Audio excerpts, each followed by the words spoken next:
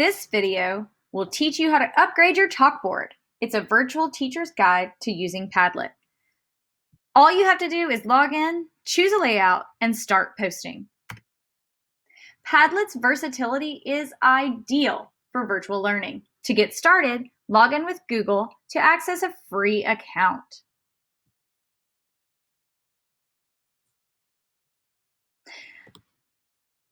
You'll see all the things that I've made here. Once you click Make a Padlet, you'll find all of the layouts that you get to choose. You could use wall, canvas, stream, grid, shelf, back channel, map, or timeline. I'm going to show you a few.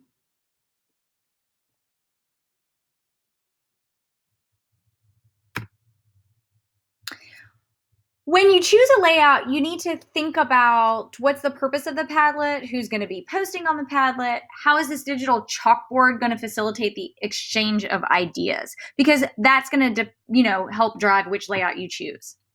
So one of the reasons that you might use Padlet, probably the easiest thing you could do if you're just getting started, is to use it for students to post publish products. So this is great for alternative to presentations. Students can access everybody's work and see it. They can give feedback to each other. You can give feedback to them.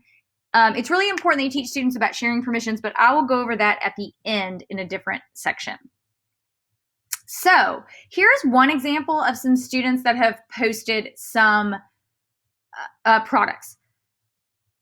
During NTI in the spring, we didn't have Zoom classes. It was more like your traditional snow days. And so I just kind of gave the kids choices of different projects that they could do after they had read some texts. And so this is an example of how you can use, how kids can post things. And it's not going to be super interactive, but it's still them posting their published work. So you can use the shelf layout. Okay, shelf layout, and you just get to make columns. And so you can see here that I used my columns to distinguish between the two classes. So then I can just click on the student's work depending on what class it is. Okay, so that's one example. Better go back to my dashboard. And another example of students posting products that I'm going to show you is when and still using shelf for different columns was, let me just have all of the kids put theirs on one thing, but let's organize them a different way. So anyone that made a video, it would go here, and anyone that had an image they were uploading would go here, and then anything we were going to externally link to would go here in this third column. And you can see here where they have my name at the top, and some of them actually have a different teacher's name. I'm going to explain why. So what we did for this was an interdisciplinary thing. I did this with science. We had the kids reading these great STEM articles across the disciplines is what we called the classroom we put them in. But they basically employed like reading and writing on for these STEM articles. And so they would find something of high interest, and then they chose off this tic-tac-toe card, and they did one. And then the next week they would choose a different article and a different thing off the tic-tac-toe card, etc. And so they're just telling me what card and what the task is so that I know how to go back and refer to what they actually did, and so that their group can. So I said you're going to be able to replace presentations. So what can happen is, let's say that Ariel and Mason and Jade and Sunny are in a group. And so they sit down at a table, they all have their Chromebook open, and they can all access each other's documents right here. Then we give each student a rubric in the group. They write their own name on the rubric because they're going to record their own grade after the group discusses. So let's say Ariel goes first, she pulls hers up, everybody pulls it up on their thing, and she presents, and then based on the rubric and discussion that the four of them have, they give her a grade. She records the grade on her own rubric, okay? And then they move on to the next person, and they all look at Mason's. Oh, sorry, Firefox can't open that. I'll open Jade's. Jade goes next. Jade explains hers, etc. So that's a way that, like, in our class, we only had to use, maybe 10, 12 minutes, 15 minutes max from the beginning to the end of the activity for 30 kids to present all of their stuff. Much better than sitting through those traditional presentations. Now, a different layout that you can use is Stream. I'm just going to randomly pull up this one because we use Stream for this, where in a project, the groups, they had to research a particular historical figure in the Hamilton play. They had to make a CV for this person. And so then they posted it up here so that we could easily jigsaw. And so this, again, it's a stream, so it's posting them just in order, top to bottom. And they are using this in their group, and they have this in front of them, and it makes it easier for them to jigsaw. And then it's easier for all of it to be in one place. They can refer back to it throughout the unit. I can give them a grade on there, etc. That is Stream.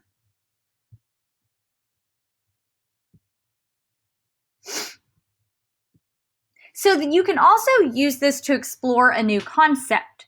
Exploring a new concept it's really great because it can clear up misconceptions that kids have, because as they're activating their background knowledge, they're able to see each other's background knowledge instead of it just being a couple kids saying something or them only thinking about their own background knowledge. So here's an example of at the beginning of a unit. Again, I'm showing you Shelf again. Shelf, it's just really great, the columns. And so in this case, I had the whole class post things in different categories. This was just, they got to go and find an illusion that they really liked. And it showed me what they knew about illusions, whether they even knew what these things meant at the top. And also whether, I'm sorry, I lost my train of thought there. Whether they knew what those different illusions were. Okay, once they did that, they then went back and they had to like 3 of them. And then even beyond that, they had to go and explore their favorite and explain how was that illusion created. So then they it just got them interacting, talking, discussing, looking at a lot more things than they typically would have seen if we weren't using this interactive interface, chalkboard, if you will.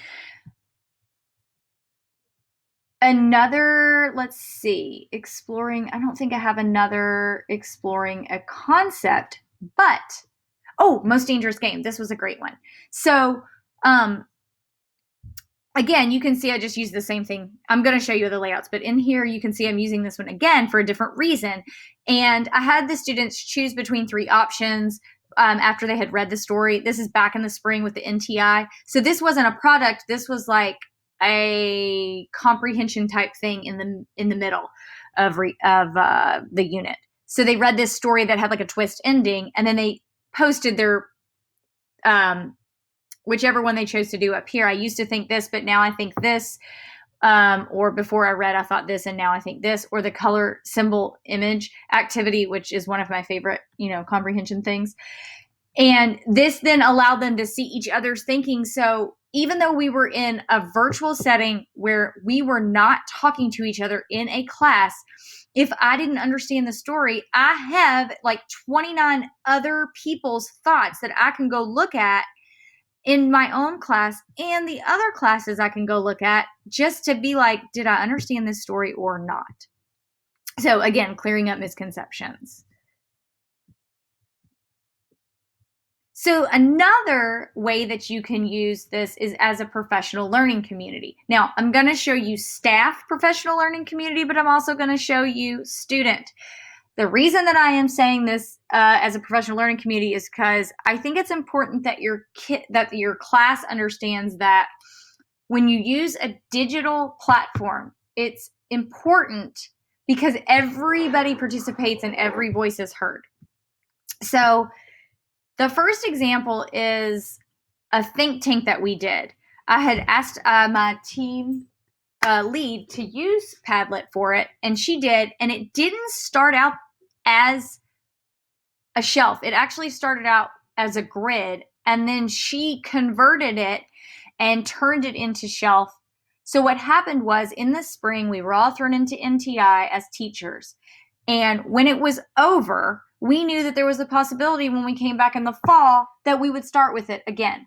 So in the spring, we just dumped everything on here. It was just a dumping ground. And so you can see people posted articles, people posted experiences, and feedback from surveys. And then we commented and just whatever it was literally just a dump. And then we came back to it in the summer when we knew we had to start again in the fall with this. And we were able to kind of organize these ideas, think through these strands, think through what was going to happen in the fall and what the district was changing, and then come back to it. Now, why is it important? This person, some of the things that she said revealed that some of us had very different thoughts of what was going on during NTI. So when I say every voice heard or every perspective is represented, it is important because we never would have known that I was treating NTI one way and someone else had a different set of expectations, and that we had to get on the same page, at least as a school, if not as a district, because how can we have some kids expected to do, 20 minutes of work a day and others expected to do 3 hours of work a day, or the fact that special ed teachers are meeting with their kids outside of class and blah, blah, blah, blah, blah. Lots of things there, okay? Another example was, I'm going to go back to my dashboard and show you this infomercial. So we wanted the kids in our STEM class to create this infomercial, but wanted all 57 kids to work together. And so we used not Stream. I apologize. Not Stream. We used Canvas. Okay. We used Canvas. So for this one, we had kids use the same color and post all their ideas in the same group. Same groups posted a color. And then as a teacher, I went back and was able to connect, and we were going to see, well, here are all the different things that we want in our video. And the next step was, we're going to take on production roles, and who wants to shoot footage, who wants to go get interviews, who wants to edit, whatever, all the different things, because you can use 57 kids to make a video instead of, having a few that do all of the work. And so this just shows you how you can use it for brainstorming and planning, etc. And in this case, I don't think they really were acting. I mean, they were acting as a professional learning community and like a working staff to try to accomplish something. And that's why I put this under the PLC category. So the next thing I'm going to show you is, after you have logged in and after you have chosen a layout, the next thing you do is start posting. And so I'm going to show you 3 really key things about posting. And it's really important that you know about privacy settings, anonymous post, and sharing permissions. So when you go on to post, you will see all of these different options. It's really nice to go through and show kids how to do those, especially the link. So I'm going to focus on the link aspect because I think the rest are pretty self-explanatory. You take a picture using your whatever device you're on, you film, do a screen recording, or you draw, and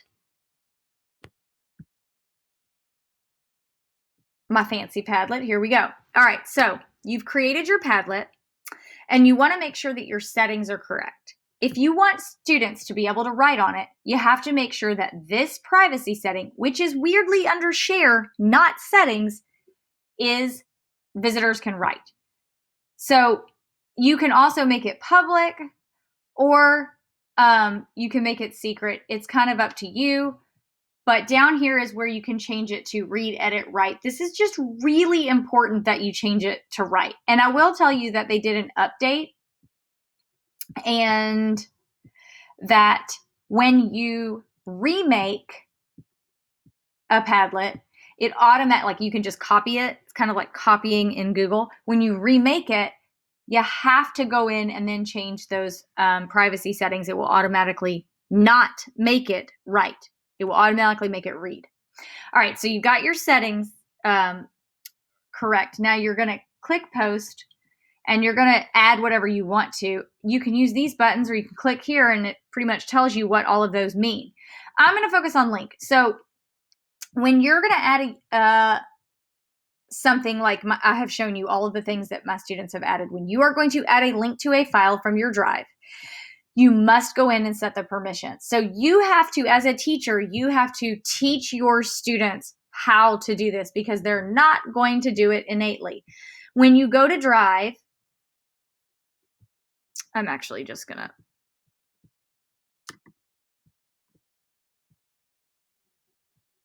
go to my Drive here and open a document.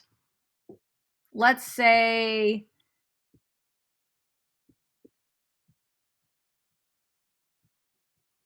oh, come on.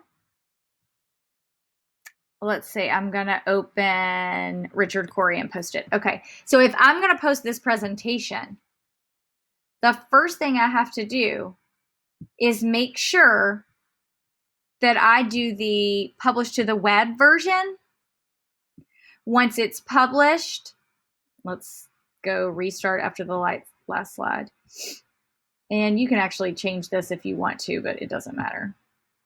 Then I'm going to take this link and I'm going to paste it into my Padlet, which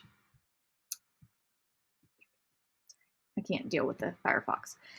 So I'm going to open this, go to my link, and I'm going to paste that link, okay? Because that way it's published to the web link. So when it's opened, it's not someone, see how pretty that looks? Because that looks published now. And I can just like open it in a new window, but I'm not looking at a Drive document. Okay, other thing, let's pretend that we're going to post a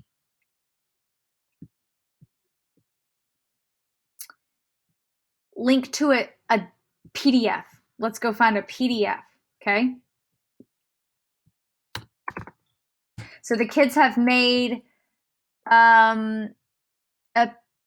let's just pretend I'm going to post these. It doesn't even matter. I have to go to the sharing settings, whatever the kids have, and I have to change this. Now, my students in my district, they don't have anyone with a link. So if they don't, maybe your kids have just whatever county public schools you are. If you're Washington County Public Schools, anyone with that could access it. High school kids will have this, but middle school kids and elementary schools, they can't post anyone with a link. But once you've changed it, that's the link that you want to paste, because otherwise you're gonna try to open it and then it's gonna say you don't have access, ask permission. And how annoying is that when they've posted it? So you should be able to see if it's a PDF. If it's a Google Doc, I don't know why they would be posting it, because I think they should always publish things before they post. But if they are posting a Google Doc or a link, a hyperlink, I think that it's really important to have the kids test it. So let's just grab a document. You can see what it looks like. I just think that it just doesn't look very good when you post something there. It's already set to anyone. When you post something that it doesn't look, you can see what the doc looks like. They're never going to need anything that's not in published format. And then you would open it. You can open it in a new tab or whatnot. But it's that simple, but they are not going to know. And so even though it's simple in your teacher mind, you've got to think as a student and you've got to get them to do that. I had my kids turn in stuff the last day before I went on leave, and one group out of 7 did it correctly, and the rest I had to go back and tell them to fix. So anyway, that's how you can use Padlet. It's really awesome. You can see that I love it so much that I bought it. I bought a subscription so I could make as many Padlets as I want to.